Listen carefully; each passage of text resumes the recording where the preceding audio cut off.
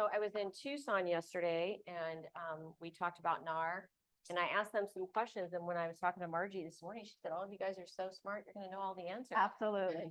So first of all, who can tell me when the new NAR lawsuit, when the new changes take effect? August 17th. Okay, and what happens on August 17th? Yeah.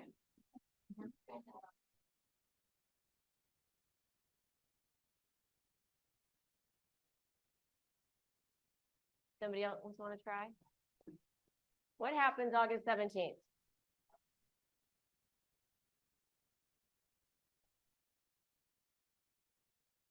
Anybody else want to try?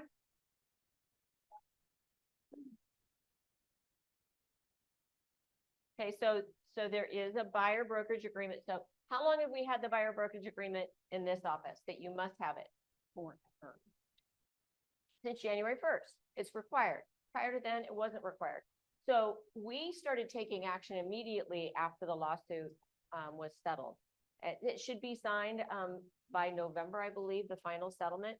But we decided to take action and not wait until we had to, because it's a whole lot easier to take action along the way than have to make a major change all at once. So we started requiring the buyer brokerage agreement to be signed January 1st. But there's still, so part of the settlement is that the buyer must have a buyer brokerage agreement signed with someone else before they start working with an agent. And we'll talk about that in a minute. But there's something else that starts taking effect August the 17th. And I want to make sure we get it right. What is it? What can you no longer do?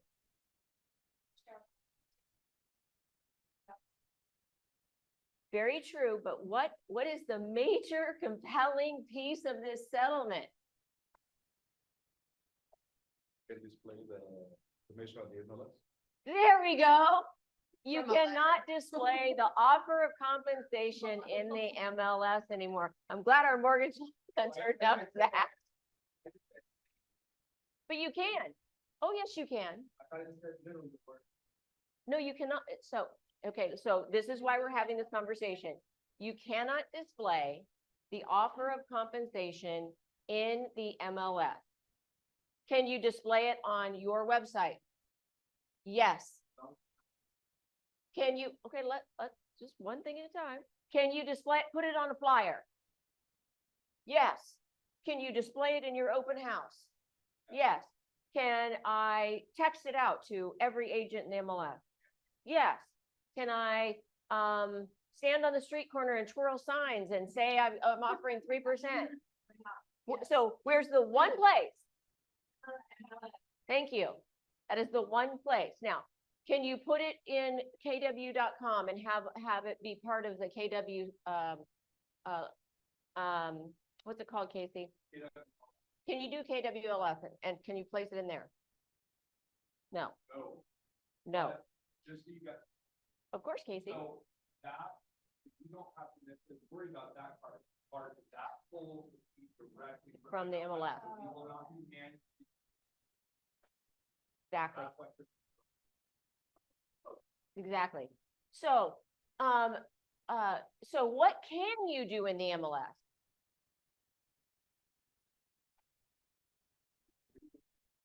What can you do? Okay, so yes, you can, but specifically, what can you do inside of the MLS? That you can't display offers of compensation, but what can you do? Bingo. You can offer seller concessions, right? And if it's a FHA or VA loan, does it count against the seller concessions for the type of loan that they have or the amount of down payment they're putting down? No. I'm learning. Hey, guys, that's exactly why I'm here.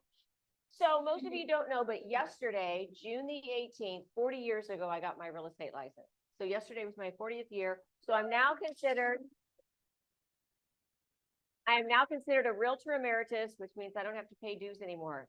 I'm like, I know it's a tiny little like win, but I'm going to take it. Like, I'm so happy. When also in Alaska this year, I no longer have to pay for my fishing and hunting license. Also not a big deal, but it's a win for me. I haven't been fishing or hunting for a very long time, but I love the fact that I've got a free license. So, the reason I say that is I've been a broker for 38 years. I've been a broker here in Arizona for 8 years. And you guys, ask Margie, where's Margie? I eat and sleep this stuff all the time because you guys depend on me and Lori to know the answers, right? So what I want you guys to know is everything I'm talking about today, I've already given to Margie, and we have, so it's most of these questions have come from all of you. And so some of you have posed them online when I've had some of the online classes. So yesterday in Tucson, do you think I got some of the same answers? Yes. But we're going to talk about some other things that are very tactical and specific to you that I think will help you come August the 17th. And that's why we are continuing to have online training on this. And then I am personally going to each of the offices and talking about it too, because I wanted this to be helpful for y'all, because there's little tiny nuances, like when I talk about what working with an agent means, that most of us wouldn't know what that definition means according to NAR. And what we want you to all stay out of is the hot seat. In 40 years, I do not have one blemish against my license at the Real Estate Commission. And I want it to stay that way, right? So while I'm not the DB of this office, I am the DB of the Tucson office, and I'm the DB of the Alaska office. And so it's really important to me that I help you guys understand what this lawsuit means to you. And here's what I can tell you. Anytime you see something as a problem, somebody else is probably seeing as what? An opportunity. So I want you guys to know the rules so that you guys can use the rules to make it an opportunity for you. Does that make sense? Okay. So what I want you to know is August the 17th. So let's talk about some tactical things, because maybe it'll bring some of this to life for you. Okay. So you already know you have to have a buyer brokerage agreement signed. Well, we already have to have one here in this office anyway. Will they look different?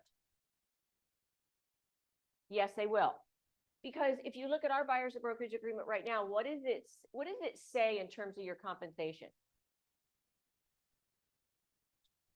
Right. Do you think the new one will say that, given the fact that you cannot put the compensation in the MLS? No, it will not say that.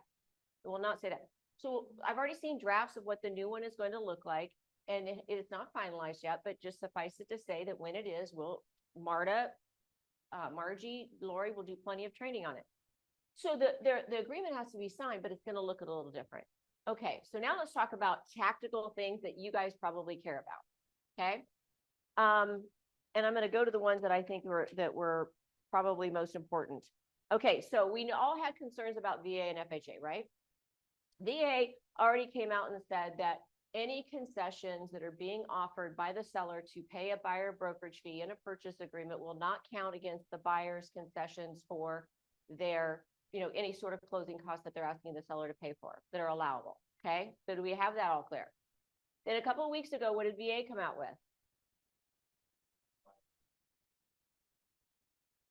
Yes, so VA used to say buyers cannot pay a commission, right? Well, VA came out 2 weeks ago and said, we're going to amend our rules, but only for a period of time, because truly that's only something Congress can do. Do you think Congress acts fast? So do you think it's fair that our veterans who have served our country are being discriminated against? So the VA gets that. So they came out with a ruling that said for the next 2 years, and until we get it fixed through Congress, veterans can pay the buyer brokerage fee. Okay. So we know that those two things are in place. Now, let me ask you this. With all these new rules, who's going to be the MLS police? Let me ask you a question. Is it usually the consumer and customer that's calling and complaining about you guys? It's other agents. Trust me on that one. I've lived long enough. I've got lots of bullets in my back. What I can tell you is most of the time, consumers aren't going to understand this. Other agents aren't going to understand it very well. They're going to think you're doing something wrong. And do you think they're going to call and say, hey, I just want you to know that this is happening, and I just want to share this information with you and help you be educated? What do? They go around you 100%, and they're going to go straight to me, straight to Margie, straight to Lori, straight to Marta. And they're going to say that you guys are doing something naughty. And the truth is, they're not trying to help you. They just want to get you in trouble. What I want from you guys, and I hope this makes sense, is if somebody is making a mistake, help them. Don't harm them. Help them. Help them. That's why these are all written out for you guys. I want you to help them because there are going to be people who, do you think there's other companies that brokers aren't as dug in and understand this information as well that are probably not explaining it to their people very well. And so they're going to need your help. And it's a whole lot easier to help them. But what I can tell you, I served on the real estate commission for 3 years. Why does the real estate commission exist? Is it to protect you guys? It's to protect the public. And so the real estate commission, you know, they are there for a reason. And what I found by serving on the real estate commission for 3 years is that most of the time, our complaints don't come from consumers. They come from other agents, and they come from other agents who have never even talked to the agent about what happened. They never talked to their broker. So they never followed what the ethics say is the proper protocol. They just go straight to the real estate commission and file a complaint against you. I don't want us to be those people. I want us to be those people that our office is known for lending a helping hand and helping people through this process. That's what I want us to be known for. So, what I want you, according to NAR, the MLSs are going to be responsible for enforcing the rules around making sure that we have written agreements and making sure that we are following the rules, et cetera, et cetera.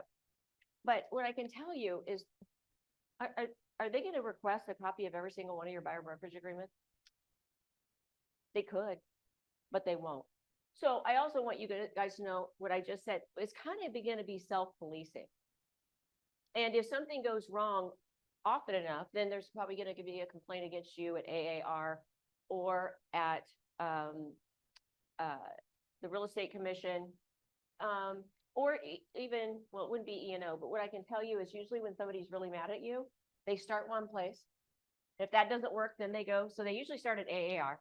That doesn't work, they go to ADRE. That doesn't work, they go to E&O. We have one right now, and that's exactly what the person did. And they were told the agent was exonerated each time along the way. But when we got to E&O, a funny thing happened. How much? What's your E&O policy? What's your deductible? $10,000. How much do you think it costs when a lawsuit's filed against one of you? Even if you've done nothing wrong. Usually it costs more than $10,000 to get it dismissed. So you know what the E&O company does often? They negotiate it, even though you might not have done anything wrong, up until the amount of the deductible, because up until the amount of the deductible, you're paying. So here's why this is so important. And do you know that you can get the deductible waived in half if you do two things? What are the two things you have to do if you want your deductible waived in half? What is it? I said apologize. Apologize, that would be good. No, if you have offered a home warranty, even if there's a box there where somebody can reject it, even if it's rejected and you have used the proper approved forms and you have you have an E&O claim against you, your amount of your deductible can be waived in half. So just that will help you. But why am I even talking about all this? Because even if you've done nothing wrong, it's probably going to cost you at least the amount of the deductible for our attorney, Rick Mack, to get you out of it. So let's just avoid it altogether. Let's be the team that actually helps other people. So enforcement, that'll be interesting in the days and months to come after all of this. What you guys are going to see is best practices. We all will become accustomed to best practices. Now, right now, or after August 17th, let's talk about some absolute tactical things. Let's assume that you have a listing agreement, August the 16th, that offers compensation in the MLS.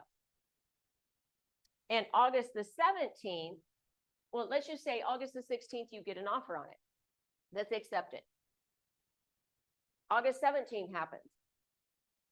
Can you still rely on that offer of compensation to get paid at closing? So yes, you're absolutely right. The answer is yes. How about the answer to this? Okay, I listed it, and August the 16th, we offer compensation in the MLS and in the listing agreement. And August 18th, an offer gets written on it. Can you count on the offer of compensation that it was stated on August the 16th? No. No. So let's back up. August 16th, you have a listing that's listed. August 17th comes along and it hasn't sold yet. Do you need to amend your listing agreement? Only if what? If what? If you're not? I still didn't hear you. Not in this contract. If you're not under contract. So do you always need to amend your listing agreement after August the 17th if you're under contract? No. You will need to amend it if your listing agreement, which the majority of them do, state that you're gonna make an offer of X% in the MLS. So so if it says in your listing agreement, I'm offering, the listing commission is 7% and 4% is being offered in the MLS, would you have to amend that? Yes. What do you have to amend? What do you have to amend? Buyer. What do you have to amend? You have to cross through MLS and initial it. That's the problem, is that you're stating that you're going to put it in the MLS. So if you don't go back and amend, you are violating the very contract that you signed with the seller. Because let's go back to the first question. So can you offer compensation outside of the MLS? Yes. So that you're only in violation with that original listing agreement if it says that you're going somewhere in the listing agreement that you're going to offer it in the MLS. So you guys see how all these fine lines? Everything I'm talking about is written out in what's called is FAQs. So what it says here is, can I use the listing agreement entered in the MLS before the MLS takes effect on August the 17th? It depends. If the listing agreement specifies that the offer of compensation be made on the MLS, then the listing agent should work with the sellers to amend that listing agreement so it's clear that the listing agent will not be making that offer on the MLS, so that they are not breaching the listing agreement for failing to make such an offer. Because if you say you're going to do it, and then after August 17th, you can't do it any longer, but you don't go back and amend it, you're breaching your contract with the seller. That makes sense? Okay, that's contract law, right? So you've got all these rules that NAR has put in place, and then how do you actually affect it with contract law? Because they're two different things. Okay, so if the listing agreement discusses offers of compensation without reference to the MLS, no change is necessary. So do you think our listing agreements might be amended between now and then to remove the MLS out of there so you don't have to go back and amend them? Probably. They've been working on them. I just want you guys to be aware of all of this, okay? I am telling you, when the final documents come out, there's going to be training on them. I just want you guys to know what the rules are. Because I think that's the biggest thing. Like there's a lot of, how many of you hate dumb rules? Like I do not like dumb rules so much. Okay, so let me ask you guys a question, and I'm going to know who my rule followers are. You come up to a stop sign, right? Stop sign, right? And you're impatient. And here is a gas station. How many of you go through the gas station? Will anybody admit that they do that? Nobody admits that they do it? Okay, I do it all day long because I cannot stand to wait. But when it comes to licensing law, remember I told you 11,000 transactions in 40 years and not a blemish? I follow these rules. I won't follow dumb rules, but I'll follow these. Okay. All right. So now let's talk about what working with a buyer means. Who wants to tell me what working with a buyer means? When does NAR believe that you are now working with a buyer? I heard a lot of words. That means you want to give me an answer and make me think that you know the answer, but you really don't want me to hear you in case it's wrong. So yes, that would be true. Okay, so let's just give a situation. I will come to an open house. And you're at the open house and you're not the listing agent. Do I have to sign a buyer brokerage with you for you to show me the house? Maybe. It depends. Am I working with him or not?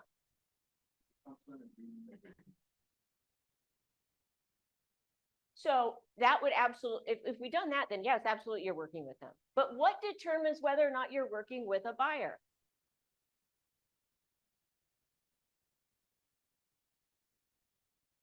If you offer any sort of service. Again, you didn't. There she is. You're my new favorite. Oh. Okay, it is if you have are discussing and you have agreed to provide brokerage services. What she just said, brokerage services. Is touring someone through an open house providing brokerage services? No. No. So can't I show that house without working with that buyer? Yes. Now, if he shows me the house and I hate the house, and I say, I've seen some other houses, and he says, well, I can show you those. Now what? Yeah. So now he needs to sit down and go over brokerage services with me and have us agree to what the compensation is going to be for him to do that. That makes sense? So same thing. Okay, so now let me read to you what it says. I'm trying to give you practical applications that we're all going to deal with. Okay, what triggers the requirement of entering a buyer representation agreement? A buyer agent must enter a written agreement with the buyer before touring a home with the buyer if the agent is working with the buyer. What does working with the buyer mean? According to NAR, if settlement its settlement distinguishes between agents who provide brokerage services to a buyer from agents who simply market their services to a buyer. Like an open house or when providing an unrepresented buyer access to a house that the agent has listed. If you're providing brokerage services to a buyer, you are working with the buyer. If you are not providing brokerage services to a buyer, you are not. So if I come to a house completely unrepresented, keyword, I'm unrepresented, is anyone providing me brokerage services? So can he show me the house? Yes. Now, if I wanted to write an offer, what could happen? Could he represent me? Yes. Could I be an unrepresented buyer? Could he be a dual agent? If he's going to be a dual agent, what has he had to have that? Who's he had to have that conversation with up front? The seller, before he agrees to be a dual agent with me. Okay, so you guys have that down pat. Okay, so what does touring a home with a buyer mean? It means showing the home to a buyer. This includes working with the buyer to provide a live virtual tour when a buyer is not physically present. So I'm like, oh man, you mean I have to get a buyer brokerage agreement signed to show them a virtual tour when they're not physically present? Only if you're working with that buyer. So written buyer agreements are required before a buyer agent shows a home to a buyer if the agent is working with the buyer. If you're not working with the buyer, can you send them a virtual tour? Yes. Now, you guys, these FAQs, these are not my opinions. This is straight out of NAR. This is straight out of NAR and typed up for you and approved by Keller Williams International. These are not my opinions. I'm trying to take what they're saying and give you live examples of what actually could happen to you so you know what to do. Okay? Now, in the past, would I typically want you guys to be dual agents, all other things being equal? No, I really would prefer not, because you know, I've been in Alaska, they call it neutral licensee. I've been a neutral licensee. It's not unusual for over 47% of our transactions in Alaska to be neutral licensee. Okay, that's not unusual. It is unusual down here, but if you do it all day, every day, you know the fine lines and you're super clear on what you can and can't do. If you haven't done it before, what ends up happening is you could actually say you're a dual agent and then your behavior starts acting like you're not. So that's why it's going to be super important for you guys to be super clear on what you can do as a dual agent and what you cannot. If you are going to be a dual agent, if you're going to be a dual agent, you better have had that conversation up front with the seller and get their approval. Okay. You guys are looking at me like I'm speaking Chinese. Tell me you guys get that. Okay. So again, we already talked about what it means to be working with a buyer. Can a buyer representative agreement that's entered into before the new rules take effect, can you still use it? It depends. Only if that agreement complies with the new rules. So if you have an agreement that says, I'm gonna get paid this, or whichever is higher in the MLS, you're gonna need a new agreement, because you can't do that, okay? And the new agreements are not gonna say that. So, but here's a little fun factoid, okay? Now does this help, you guys? Is this helpful? Okay, because this isn't meant to be punitive, or it's just meant to give you real life examples that we're all gonna face. And I want you guys to know what the rules are, so you stay out of the hot seat. Okay, so let's assume that we have a buyer brokerage agreement signed, and let's just say it's at 2%. Okay, he goes to show me a house, and in the public remarks, it says that the seller is offering three cookies in I'm kidding. That they're offering 3% in concessions to the buyer, to the agent. Okay, let's just assume it says that. We have an agreement for 2%. The listing agreement, or the MLS, is going to state that Archie's offering 3% in concessions. Now what? Do you only get the 2%? What do you say? But if my agreement with him, that he's gonna pay me 2% in, call it concessions, call it cookies, I don't care what you call it. And now he's offering 3. Do I get the 3? Okay, here's what I want you guys to think about. Let's think about this logically. Can you negotiate? Can you now negotiate? Does NAR says that Article 16, Standard of Practice 16 has gone out the window, that you can actually negotiate your commissions inside of the purchase agreement now? Yes. Yes, shake your head, yes. Yes. Okay, so if all of a sudden Archie's seller is offering 3%, and I have an agreement with him for 2%, what am I going to do? I'm going to go back and say, hey, can we amend this agreement? Or can we cancel this agreement? For that house, it's going to be 3%. What are you going to say to me? Yes, right? But guess what you have to do? Cancel new agreement, even if it's for that one house. Could you do that? Yes, you can. So if you will only be allowed to receive the commission set forth in your buyer representation agreement for the commission, and you learn that the commission amount on another house is higher, can you amend your buyer's representation agreement to the higher amount? Here's the answer. According to NAR, the new MLS rules do not dictate what type of relationship you have with that buyer, meaning you could have an agency relationship, a non-agency relationship, a sub-agency relationship, a transactional relationship, a customer relationship, which really means you're either going to be an unrepresented buyer, a dual agent, or you're going to work specifically for the buyer. NAR does not say you have to do any of those one thing. NAR also does not say that your agreement has to be for a month, a year. It doesn't say it can't be for, you could have your agreement saying it only covers this zip code. You could say it only is for one day. It's only for 1 month. It's only for 1 year. It's only for one street. NAR doesn't say anything about that. So it doesn't say you can't do that. You can. So you could have whatever type of agency that you want that's approved by your broker. Number 2, you can have whatever type of fee you want, and you can have it for whatever duration you want, or whatever zip code you want, or whatever street you want. And whatever compensation. So could you have a flat fee? Could you have an hourly rate? Could you have a per door fee? Could you have a percentage fee? Could you have any of those? You could have, yeah, you can. So NAR is not saying you can't do that. So NAR absolutely cannot dictate your commissions, right? So all of a sudden, if a higher commission is being offered, can I go back to who am I representing? Who's my principal? The buyer, right?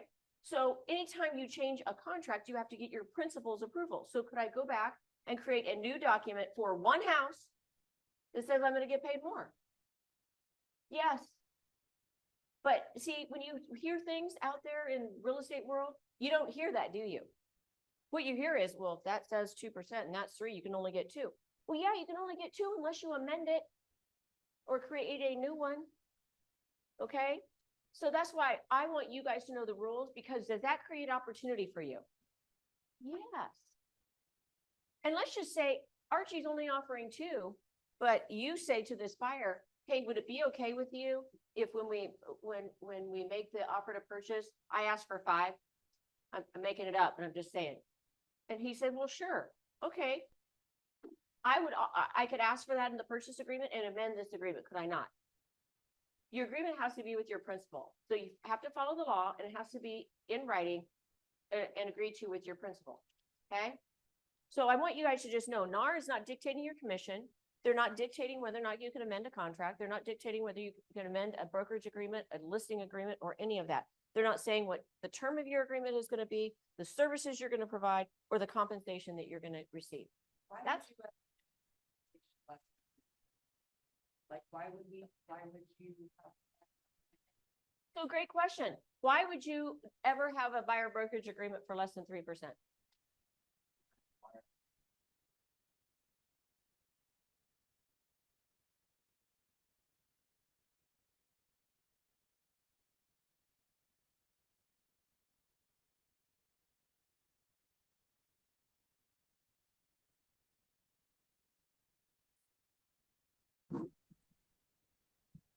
They can. It could be 10%. So why wouldn't we have all the agreements say 10? Well, I'm saying realistic, no one's gonna pay. Okay, okay, now you're getting into a conversation about exactly what the lawsuit's about. So we're not gonna do that. But let me just say this, do you guys think that there are other people in the country getting a higher than a 6% commission? Yes, there are. So you know what's gonna be super important? For you guys to decide your value. And have a menu of services that you can show your buyer and say, when they call you and say, what's your commission? Well, I would love for you to come in tomorrow. Because I have a flexible commission and menu of services and you get to review it and you get to pick, won't that be fun? And they come in and you show it to them, which one looks good for you? And you're gonna pick one, right? And then I'm gonna have you initial it. Now, is this a contract? Say no. No, but what it's gonna show you is that I didn't steer you. I gave you the choice. And I showed you what my value is, and here are the choices if you want to hire me. Which one would you like to pick? And then I'm gonna take whichever one they pick at initial, and I'm gonna put it in the listing or the buyer brokerage agreement. Okay? So you guys need to decide up front what your worth, what your value is based on what you're going to provide. Does everybody provide the same service? Listen, I can go to the airport right now in a taxi or I can go in a limo. I'm going to get there, very different experience. So do we all get to pick the experience? Yes, and I highly recommend, if you haven't already, that you write down what that experience is going to look like so the buyer and the seller can choose. Do you think most of the time on my team that our commissions are less than 6%? Do you think they're more than 6%? Super majority of the time they are. But you have to be able to articulate your value. Okay? So we haven't had to do that before with a buyer. With the seller, they make their decision based on facts. Show me a net shape, show me how much money I'm going to get, show me what it looks like, blah, blah, blah. A buyer, it's very much based on emotion, a lot more on emotion. So how are you going to convince that buyer that they should be working with you instead of going around you and going straight to the seller's agent? Better have a menu of services. You better be able to show and articulate your value. Or else that's what they're going to do. Because if they don't think you have value, why wouldn't they go straight to the listing agent? Sure there are, but do you think it's going to happen more or less after August 17th? So do you think you should have that already articulated up front and have an agreement with the seller if that buyer does come to you, what that's going to look like? Yes. It always depends on the market. If this is 2022 and you've got a buyer, a VA buyer that can't afford to pay anymore because he's telling you that their payment is this and they can't go any higher and they need all the concessions to use for closing costs and they can't pay for a buyer agent to represent them and you can't articulate how you're going to help them, what are they going to do?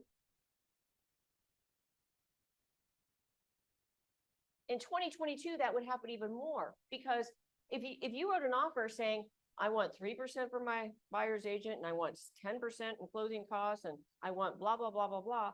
In 2022, they'd be like, bye-bye, I got 7 cash offers right here. So she is exactly right. It depends 100% on the market that you're in as to whether or not you're going to be able to add that into the purchase document. So if you aren't, I mean, you guys are going to need to be able to articulate that. Okay, so what disclosures do we need to make to the seller about cooperative compensation? The one thing that the NAR settlement statement did say is that whatever your agreement is, it needs to be conspicuous. What does conspicuous mean? Right. Obvious, obvious. Like there's no putting it in 5-point font over here in the corner in light gray, right? It has to be conspicuous in writing and conspicuous. Okay. What haven't we covered? So could there be more lawsuits? Or copycat lawsuits? Yeah, there could be. So this lawsuit was sellers. Sellers filed this lawsuit. Could we have copycat lawsuits where the buyers file it? Yes. And if they do, these sellers cannot be part of this one. But buyers can, we could have more copycat lawsuits. Why should you guys care? Well, I don't think Gary Keller's going to keep writing the big fat check for us. What I can tell you is there's only one insurance company out there that will cover a company for these types of lawsuits, and we have that coverage. So that's the good news. So we have coverage for that if that were to happen and we were sued. I don't want to be sued, but I'm just saying we do have coverage. That was very difficult to get that coverage. There was only one company that would write it for us. And we went out and got, after that lawsuit, I'm like, not happening to me again. And we went out and got that coverage for this market center. So do you think that, let me ask you guys a question. Is knowledge always, is it all, like when you're in a lawsuit, when you're at the real estate commission, when you're at AAR and you've been, ethics complaints been filed against you, who do you think usually wins? The people with the most documentation, the people with the most things in writing that can demonstrate what they did or didn't do. So, you know, as we move forward in the current environment, let me ask you guys a question. Who do you think's gonna, who in this room, not who, but who's gonna win the most after August 17th? Listing agents or buyer's agents?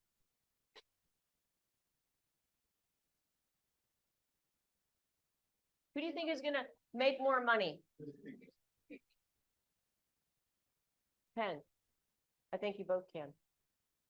I think if buyer agents don't articulate their value and aren't super confident in being able to articulate that to a buyer, I think you're right. Then listing agents will end up making more money because a buyer is going to go straight to them. And it's not only, like she said, markets that, you guys, I don't like this any better than you do, but it's better to know than to not know. And now you know what you can't, it's not unknowable. Now you know. Yeah, Angel.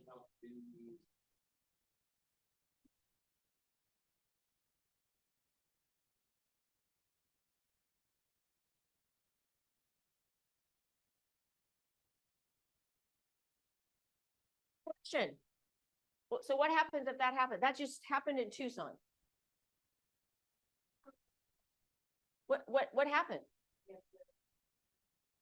So nope. I wish that were true. The answer is no. So what? Wait. Who has to pay the commission anyway? The buyer. You're right. The buyer does. So what are you going to do? Sue them? Do you know how much money it costs to sue somebody? So so you guys are absolutely right. You, Angel, could sue the buyer for not paying you. Well, what if they don't have any money? So you're gonna spend all these legal costs to sue a buyer and all the negative energy to sue that buyer? So the point is, what actually happened? Nothing. So procuring cause. Do you know how many procuring causes I've been a part of in the last 40 years? A lot, and it's not as simple as you think. It has to be an unbroken chain of events. And so just because he showed her the house, does that 100% mean procuring cause is going to go his way? Nope. And okay, so so let's think about it. So he showed her the house, and then she comes directly to me as the listing agent, right? And I'm either gonna be a dual agent, or she's gonna be an unrepresented buyer. Do we agree on that? Are you? That's your. as the Okay, seller? so she's talking about everybody who's gonna be honest and forthright and trustworthy. Okay, I'm trying to, you guys, there is the written rules, and then there's what happens. Does a buyer want the house more than they want representation? Yes. So that buyer, if they can't afford you, they're going to come straight to me, and I'm either going to represent them as an unrepresented buyer or a dual agent. Who's going to make that decision? Seller. The seller. And you would have made it up front. The seller will have already told you, yes, I will accept dual agency, or no, I won't. And if that's the case, then when she comes to me, I already know what that answer is, and I'm either going to write the contract as an unrepresented buyer, or I'm going to be a dual agent. Do we agree on that? What if any amount of money do I owe Angel? I don't have a contract with Angel. She came to me and told me she was going to be an unrepresented buyer. Angel is going to have to sue her for the money. I'm just telling you, that's not practical. It's not going to happen. Unless we're talking a $5 million house and some extremely wealthy person that's just trying to put the screws to Angel. I'm trying to help you guys with what's actually going to happen. So the other thing, let's just talk about this. Let's just say that zero compensation is being offered. Do we have a form right now that I paid a lot of money to have Rick Mack approve, so that you could actually call right now today, even before August 17th, you could call that agent and say, would you, if I bring you an acceptable offer for your seller and your seller wants to accept it, you will pay me a X% commission. Yes, we do. It's a one pager. So if you call that agent and they tell you that they will pay you, you send that baby over to them and get it signed. Now, if it's not practical, you're standing in front of the house, then what I would do is follow it up in writing. Follow it up with an email or a text and in writing saying, you have agreed to this, right? So I want you guys, because all those things happen. All those things happen. And there's going to be a lot of it. And so, but how no one will get between Angel and her? You know how that will happen? Because Angel will have articulated his value so well that I absolutely believe that I need Angel in order to represent me. Because you know what the biggest fear of a buyer is? Screwing it up. They're afraid they're going to screw it up, end up in a divorce, their parents, their sister, their mother, their spouse pissed off at them. And I'm just telling you, their biggest fear is screwing it up. So if you already know what their biggest fear is, why don't we make sure that we address their biggest fears and show them how we're going to keep them out of that trouble? And that's why they need us. But if we don't do that and we are really clear on our value come August the 17th, it depends on the purchase price. And I'm telling you, under $1 million, she's coming straight to me. So now that I've brought all those fun facts for you, what can you guys do to make sure that you guys are prepared? Yeah, because you know what? I don't know about you guys, but I have gotten an actual contract across the counter with a buyer's name on it that I was working with that went to someone else. It happened. I don't want it to happen, but there's some parts of it that the most important thing is getting you guys prepared.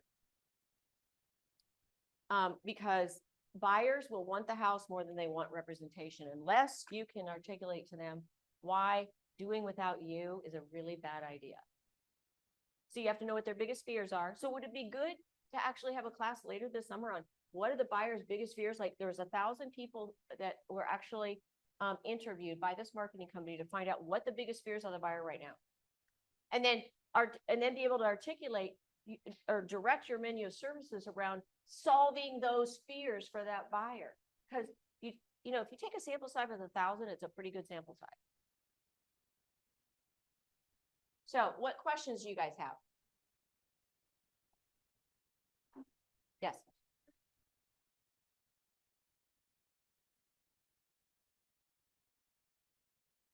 Tell me more. What do you mean? Sure it is. It's just unacceptable to post it in the MLS. Which document?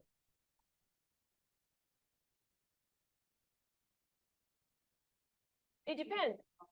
It just cannot it cannot state that you're going to put that in the MLS, because if it does, you're violating your contract, because you're not going to put it in the MLS up there.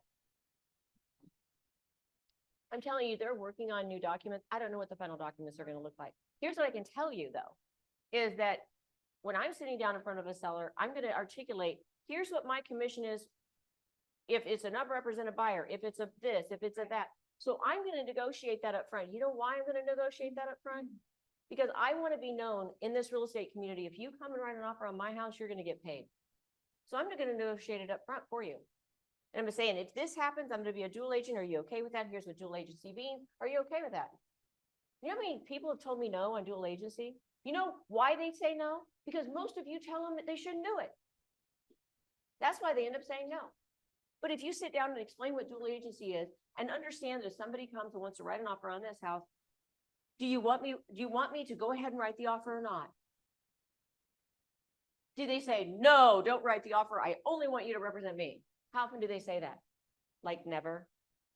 They only say that because you suggest it. You have to be able to show them what dual agency means. And if your seller up front says, I don't care what it means, I don't care if I miss offers, I do not want dual agency, great.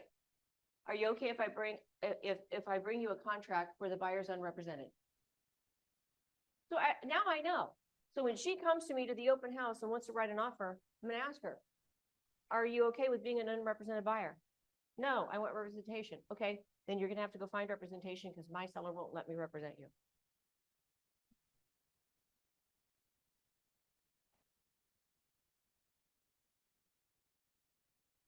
So what is the person gonna say? Do you know someone? Great, we've got a bunch of great agents here in our market center. Because they're still gonna interview them and hire them. But you guys, here's what I'm telling you. That is it's a lot more unlikely to happen than you think. Because most of the time, okay, let's be a seller for a second. Just only think like a seller. And I'm sitting here saying, okay, there's going to be people that come to our open house. There are going to be people that call on the sign. And if they like your house, they're going to want to write an offer on it. In order for me or someone on my team to write an offer for you, I would be considered a dual agent. Here's what dual agency means. Would you read through it and ask me if you have any questions and tell me whether it's okay with you? So you read through it and you say, if I bring an offer, this is what it's going to look like. And what would you say? Exactly what they say, but here's what you guys do. So somebody might come to the open house and they might want to write an offer, which means I'm going to be a dual agent. Are you okay with that? They're like, what do they say? What does that mean? Right? Well, it means that I have to represent you both. It means that I'm really not going to just show them, let them read it, let them tell you whether or not they're okay with it. And 99% of the time, if you show it to them and let them read it, they're like, here's what do sellers want to miss out on an offer right now? So what are they going to say? So that means you've got to be prepared, right? How many times have you had to be prepared for a dual agency conversation in the last 5 years? Not many. So again, you need to know what it says. You need to be able to explain it, and you need to be able to show it to them. And I'm telling you, the number of sellers right now that want to miss out on an offer, how many want to miss out on an offer right now? They don't, because we're in a different market. So this is just how it goes, and it depends on the market. It depends on the price. Because right now I have a gal that I coach in New York, and her average sales price is $3 million. She's like, what are you even talking about? That's not going to happen. So it depends on your price point too. But I'm just telling you, in a price point under $1 million, buyers are going to care a lot. And if they don't perceive that you have value, then why in the heck are they paying you? Why not just go straight to the listing agent? They think they're going to get a better deal. They're not.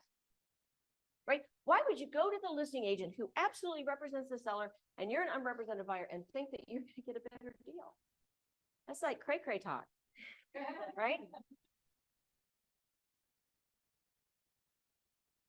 You know, you guys, here's what I'd say. Go sell houses. Don't pay attention to the bloggers and the YouTubers who say the real estate market's gonna crash and all that other stuff. What I'm telling you, like, this is what's gonna actually happen to you. You better be prepared for it, or someone else is going to take your buyer. Other questions?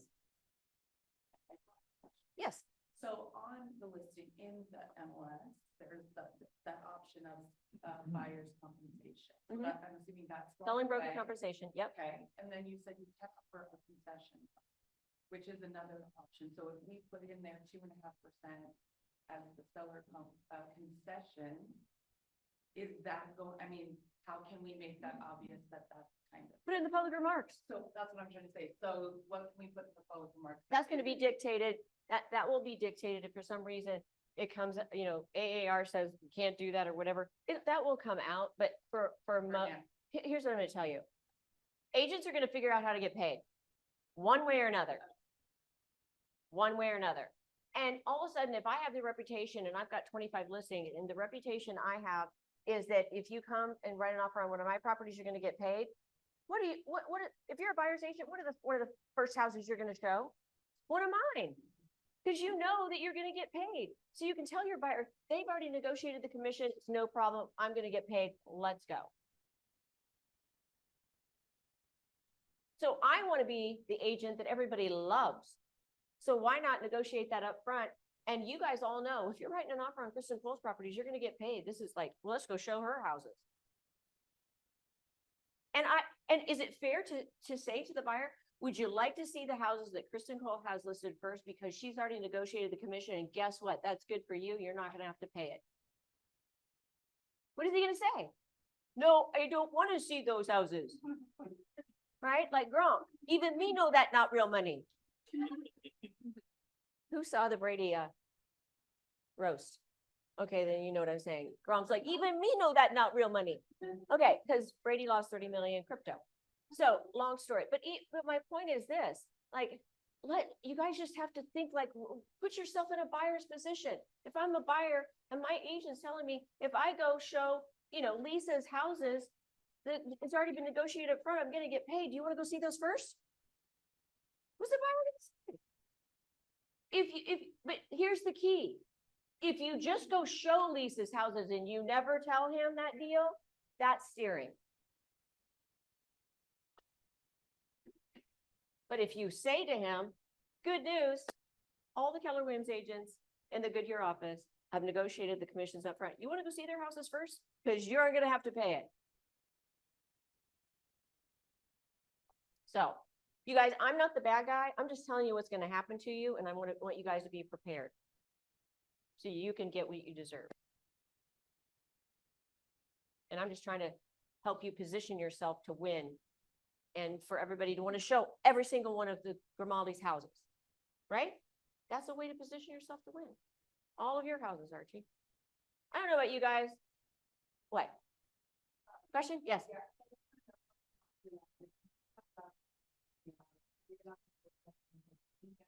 Yep. I still don't understand. You said you can put in public remarks, so seller willing to offer buyer compensation. Seller concessions. Or seller in the public. Yeah. Okay.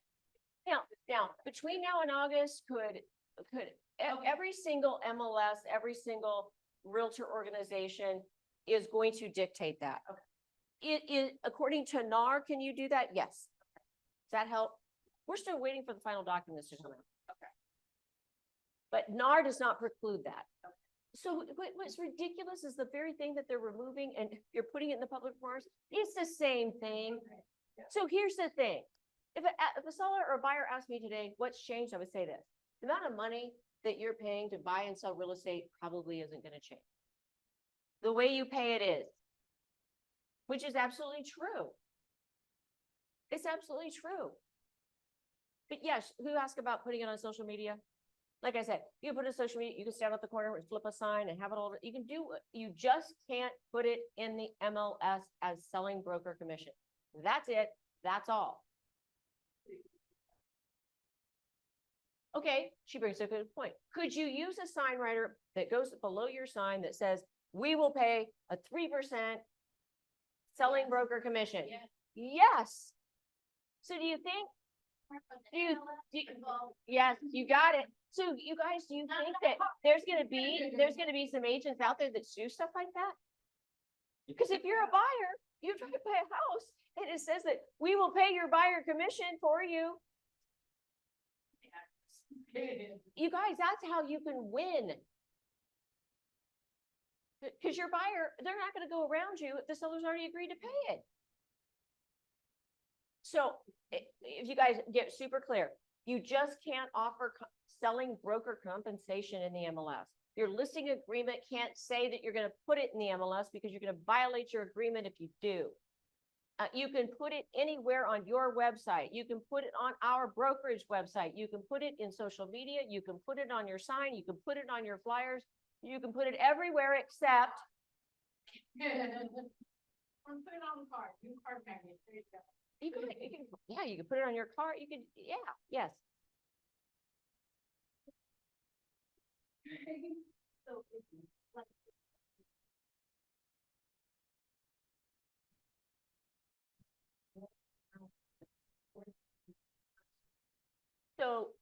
So you have a buyer that's going using FHA, blah, blah, blah. And he says they only can have X number of concessions, right? Yeah. They need all of it, right? Do most buyers need all of it? Yeah. Let's be honest. Okay. And now the seller is saying, well, he says that Rolanda says they can only pay 3%, right? That's the maximum amount of seller contribution they can have. And I write a contract that says the seller's gonna pay 6 because 3 of it's gonna come to me. Is FHA and VA gonna be okay with that? Yeah. Yes. Yes.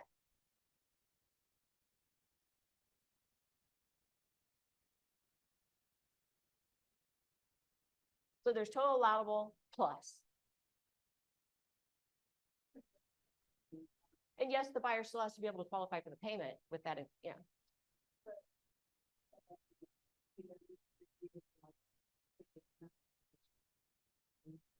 Our office.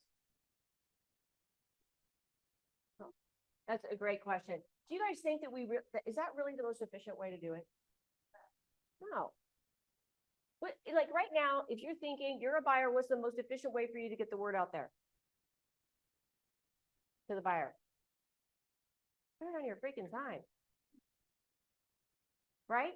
If you want to attract buyers who we just said need all of their money for concession, why wouldn't you put it on your sign as a sign writer? Buyers are going to figure it out. The bottom line is there's going to be a lot of confusion August the 18th. And then over the months to come, there will be entrepreneurial agents who figure out the very best way to attract the buyers to their properties. And is that going to make a seller happy? Yeah. So could that be one of your things? Like, hey, Mr. Seller, just want you to know, like if you look at all these properties, here's what people are offering in compensation. You told me you needed to be gone yesterday. So do you think we should offer a little more? Yes. Okay, awesome. And here's what I'm willing to do. We can't put it in the MLS that way, but we can sure put it on our sign writer. I can wear it on my forehead. We can put it on our car. We can put it on the open house flyers. We can put it on the flyers outside on the like, I'm going to do all those things for you. How many people are out on the weekends looking at open houses? More than ever. And do you think they're all of a sudden become aware that that house says that they'll pay the buyer brokerage fee and that one doesn't? Huh. And I don't have any extra money. I think I'll go look at that one. Or do you think they're going to go, no, let me go to KW Realty Elite's website. Let me look at their properties and see who's offering a brokerage fee. It's not going to happen. You guys, we have to get in front of the buyers where the buyers are going to see it. Where are the buyers going to see it? They're going to see it in if the public remarks are allowed, they're going to see it in the public remarks on Zillow and everything under the sun. They're going to see it there. They're going to see it on your signs. They're going to see it on your flyers. They're going to see it on, maybe you're going to have like a QR code that they can scan this QR code to find out how much we'll pay of your buyer broker or your buyer agent's commission. It's ironic because we all agree. We all agree. Totally agree with you. That's why we're not big kettle, because it doesn't make any. So you guys, 34 years ago, I was a sub-agent of the seller. Do you guys know what that means? There was no buyer agency. If you were working with a buyer, you were a sub-agent of the seller. And then in the early 1990s, everybody came out with buyer agency. And everybody said, that will never happen. There's no way that the seller is going to pay the buyer fee and the agent's going to represent the buyer. That's never going to happen. What happened? It became our norm for the last 35 years. And now all of a sudden NAR and the Department of, I almost said Department of Labor, Justice has this new lawsuit that says you cannot offer the selling broker compensation in the MLS. You can offer it anywhere else. Do you think that people are going to figure out the best way to get to buyers? So and now NAR themselves says that you can write it into the offer, which you couldn't before because it violated standard of practice 16 or Article 16, standard of practice 16. So you're not going to get written up in ethics for it. You can write it in the purchase agreement. You can cancel this and renegotiate and make it like at the end of the day, nothing changes. The only thing that changes is how you get paid. So the amount the buyer and seller are going to pay over time, buying and selling houses isn't going to change much. What's going to change is how it actually happens. It'll be a concession instead of something else. What's that? Well, you know what? Attorneys can write a contract, but they don't negotiate repairs. They don't negotiate. Oh, it took them 7 years and they made a lot of money. Yeah. Yeah. So I just want you guys, the more you understand, the more you can maneuver to take advantage of the opportunity that's going to be in front of you. But not, when you guys only hear the black and white, if you sign an agreement for 2%, and this is 3%, you can't get 3%. Well, you can't get 3% unless you go back and amend this. So they don't say that part. So you only hear one part of it. So that's why it's so important that you guys know what it says and what you can do. Because let me ask you guys this. If I have a listing agreement right now with you for 7% and we get an offer, and let's just say it's less than he wanted to take, and he says to me, would you reduce your commission? Can I reduce it? Or could I say, you know what, you want me to reverse it. I'm a buyer's agent and you wanted me to find you a house. And then this week you've decided, I want an income property, I want a cap rate of this, and I want it to be in this side of town and only in this zip code and blah, blah, blah. And I want you to go do all the analysis on it and bring me back only properties that have this kind of a cap. I might say, you're paying me 10%, buddy. If I'm going to do all of that for you, it's no longer 6 or 7 or 5 or 4. It's 10% because that's a lot of work. Can you say, we agreed on 6, but now with the scope of the work you want me to do, it's going to be 10. Of course you can. And I think, so when somebody tells you you can't do something, I would just say, think in your mind, you can. It should be yes and instead of no. No, you can't do that. Well, yes, you can, and you need to go back and get it amended. Okay? But do you think there'll be a lot of realtors out there that tell you, you can't do that? It's 3%. You only have a 2% agreement. You can't do that. Yeah, they are. But that's your opportunity to help them, understand what they can and can't do. Because NAR doesn't say you can't do that. Okay. I know that was a lot. Everything we went over is in this FAQ that Margie has. And again, this is not my opinion. This came straight from NAR. So don't think, oh, Kristan's wrong. Kristan doesn't know what she's talking about. It's not my opinion. All I did was take what they wrote and give you specific examples of how this actually could be walked out so that you guys know how you can pivot and how you can get paid more, how you can get paid what you're worth. So other questions? Listen, Yes. What are you doing now? You still business with you or- So, right now, calling every single buyer that we've ever done any business with or that wants to buy a home and say, you should buy now and here's why. So take advantage of the market that you've got. In terms of getting ready, we already have 2 menu of services ready. The one that we're using now and the one that takes effect August 17th. And you know what changed in it? 2 words. Broker compensation got changed to concessions. That's it. That's it. Yeah, Margie has it, a copy of it. Lori has it. Yeah, and all it takes is just the confidence and understanding of it to articulate it to a client.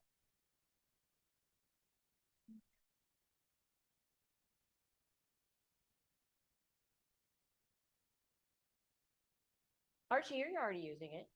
Yeah. So all it does is that those are the only changes in that document is just those 2 words. So, and you think about it, you're like, that's it? Yes.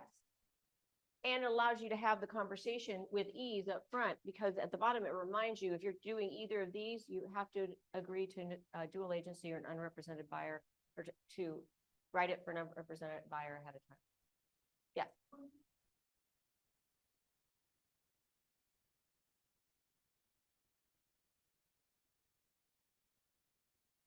Do you know who's asking right now?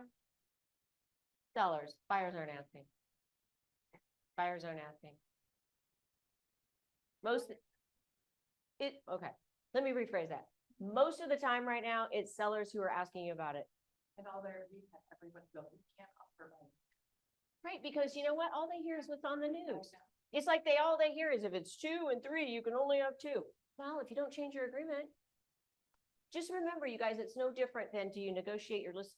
First of all, I say this, and I've done it less than 5 times in my entire career. Can you negotiate your commission on the listing side? Of course you can. So why can't you do it on the buy side? You can, you just have to change your agreement. So other questions? You guys have all had great questions.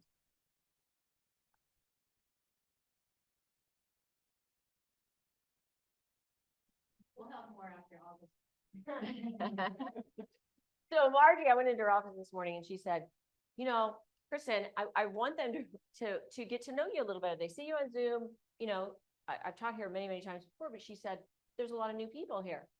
So I said, well, Margie, trust me, I just taught this in Tucson yesterday. After I teach this today, they're going to know me really well, you know, because you guys, the guy that was the person that provided lunch yesterday, he came up right afterwards and he said, I have never seen an owner of a company be more passionate about helping their agents and making sure their agents are ready to take advantage of this opportunity and saying, we've got a problem.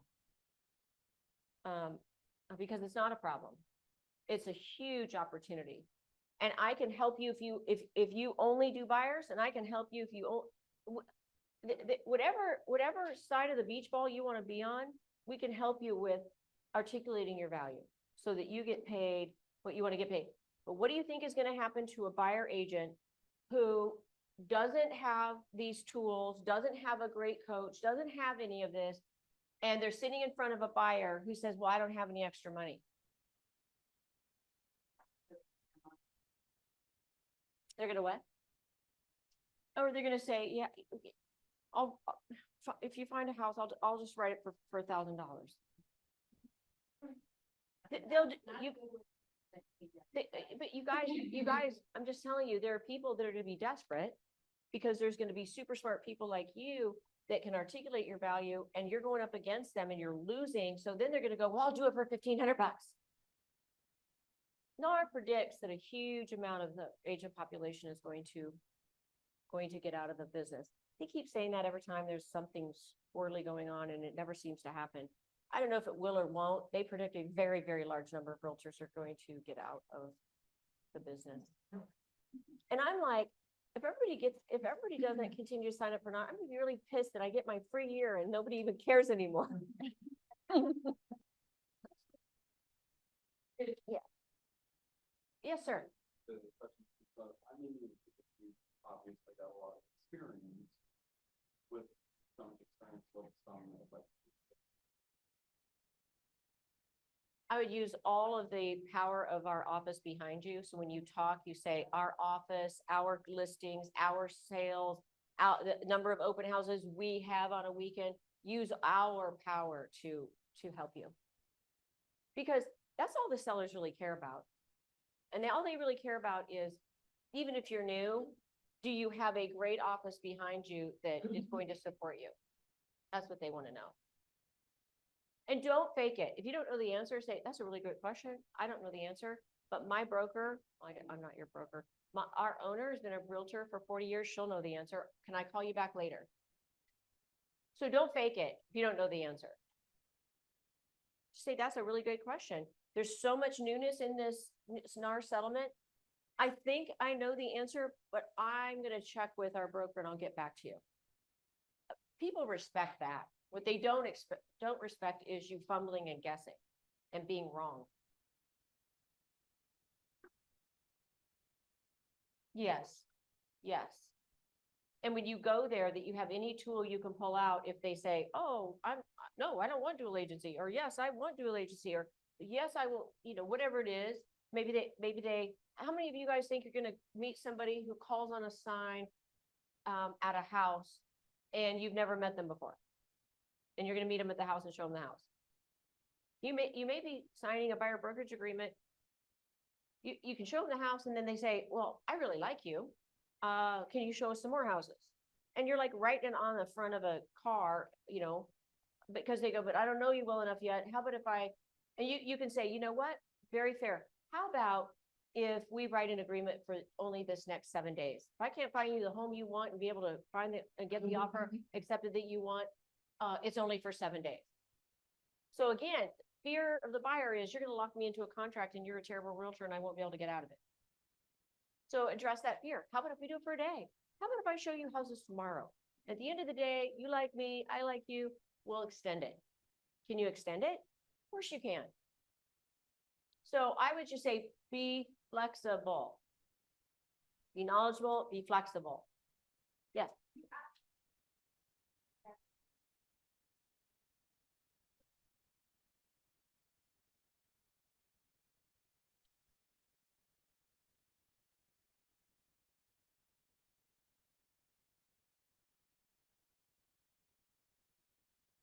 Be confident.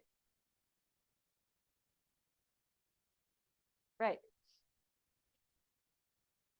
So,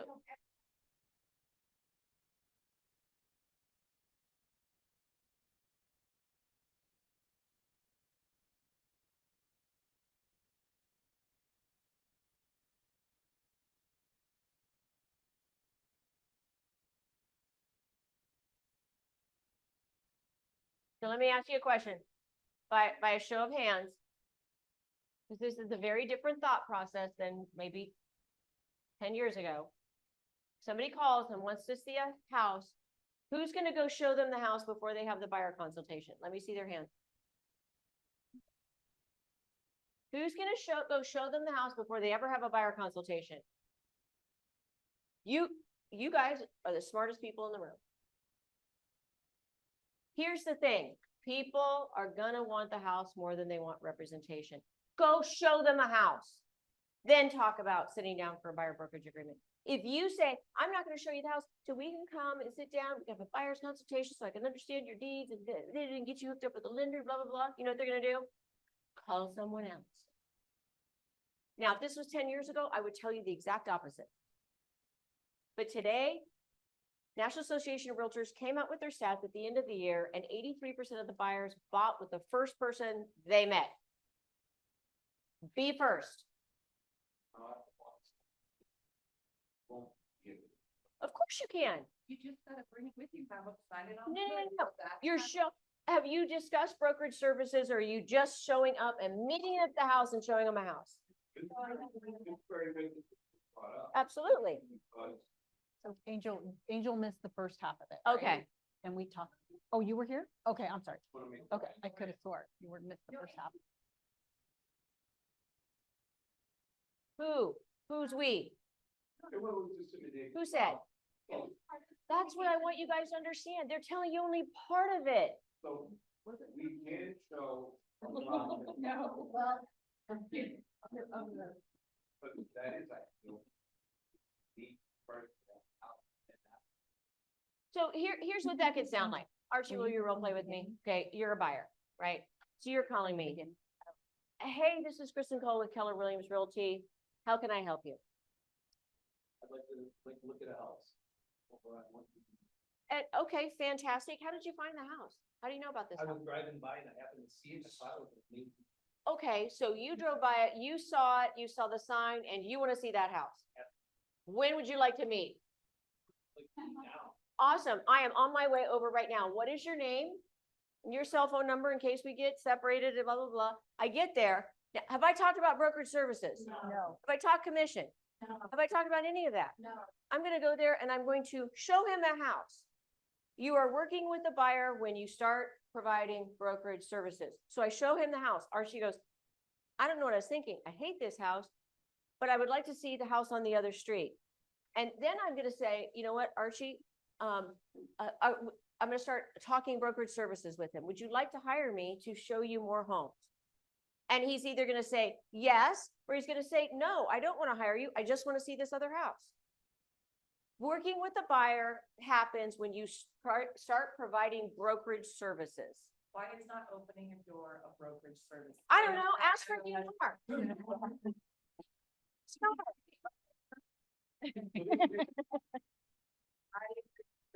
That was a. So I want you guys, that's why, you guys, remember, this is not my opinion.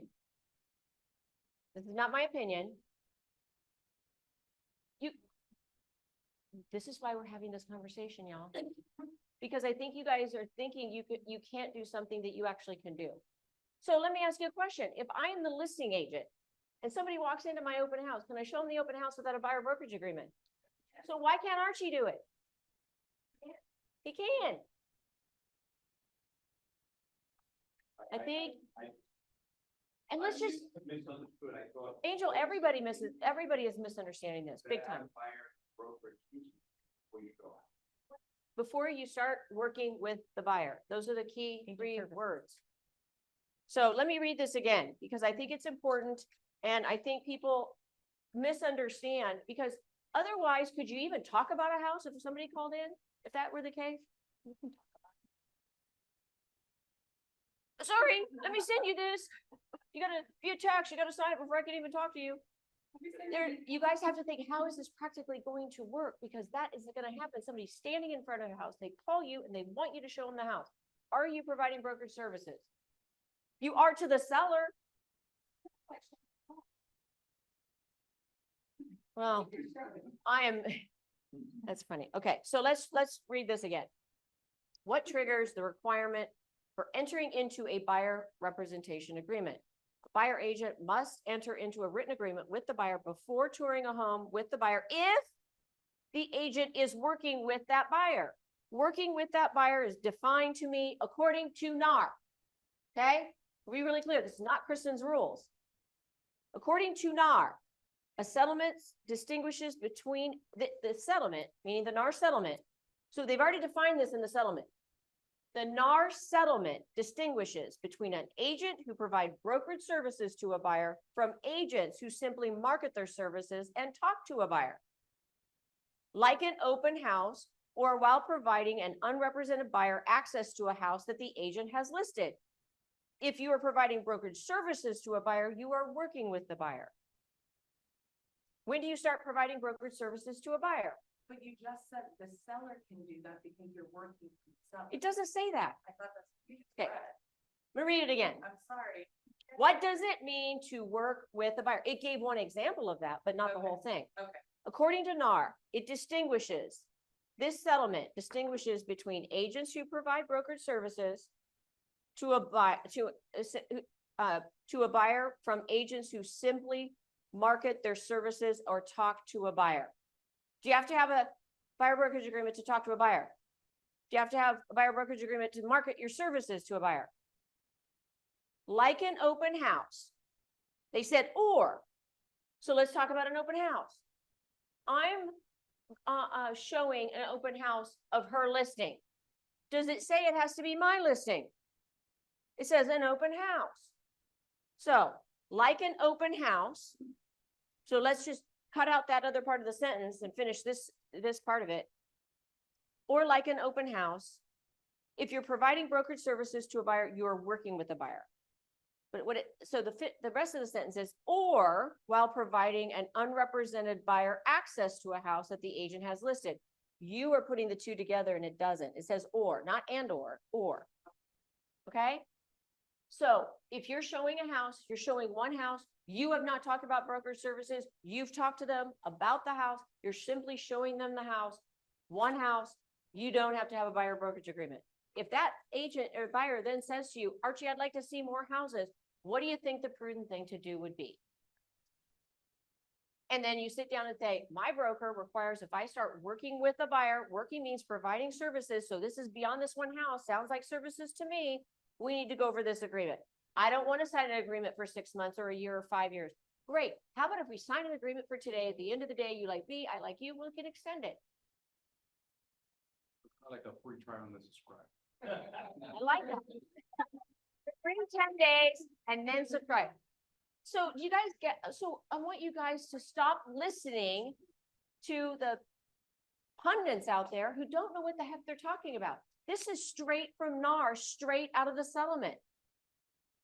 This is not my opinion. This is not Lori's opinion. So let's read this again. What triggers the requirement of entering into a buyer representation agreement? When you're working with the buyer, what's the definition of working with a buyer? Working with the buyer is providing brokerage services to a buyer. It is not simply marketing your services or talking to a buyer. Like an open house. Because are there oftentimes a buyer comes to an open house and they're an unrepresented buyer, even though they tell you they're working with an agent, but they're really not working with an agent, right? Okay, so what does touring a home mean? It means showing the home to a buyer, including a virtual tour. You have to have an agreement if you are working with that buyer to show it to them. If you aren't working with the buyer, can you send a virtual tour if you're not working with the buyer and you're merely talking to them? Yes. So, but what I'm saying is practically what's going to happen practically is a buyer is probably going to call you. They do today. We know that to be true. They want to see a house, right? And they don't want to come in for a buyer consultation. I'm saying 83% of the people who write their contract with their buyer's agent write it with the first buyer they meet with. So go show them the house. And then afterwards, talk about if they love the house, awesome. If they don't love the house and want to see more houses, why wouldn't you have that conversation with them? That would be absolutely the right time. And if they're still reluctant, say, how about this? How about we just sign it for one day? At the end of the day, you like me, I like you. Because you guys ever have buyers that at the end of the day, you're like, I don't even like these people. I don't want to be in the car with them ever again. Their kid just threw up on the back of my hair. You know? So I want you guys to be super clear on this, because here's what's going to happen. The other realtors out there who don't have their brokers training them, and they're going to go show them a house and not have a buyer brokerage agreement, and an agent is going to say exactly what Angel just said. You can't do that. You can't show this house. You don't have a buyer brokerage agreement signed. Right? They're going to say what most of you thought when you walked in the room today. Now, after probably 2 or 3 months, everybody's going to know how you actually walk this out. I'm just trying to prepare you in advance.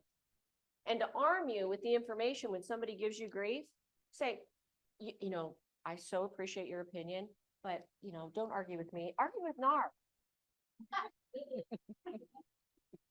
That's why they're all written FAQ updates. And these are all straight from NAR. So, other questions? You guys, your questions are good because this is actually what's going to happen. Yes, ma'am. Yeah. There's going to be an attachment with the slides. So it's already been sent to Tom. Fire concession, right? That's right.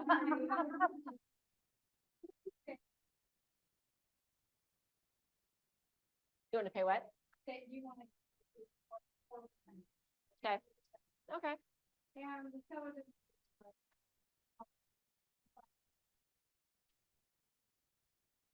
Well, do you want to work for free? oh, no, wait a second. The difference. Yeah. Of course you can. Can you just So you can amend it, be like this, cross through the two and change it to and have it initialed by your principal. What do you do right now when you, which I hate it if you do, when you give up some of your commission on the listing side?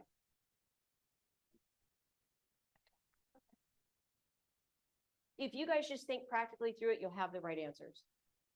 Just think, well, what would I do right now as a listing agent if that happened? We just have never had to do all this on the buy side. But if we can get more agents who list homes to negotiate that all the way up front, it'll be easy as pie. But I can just tell you, most of them won't, because they don't know how.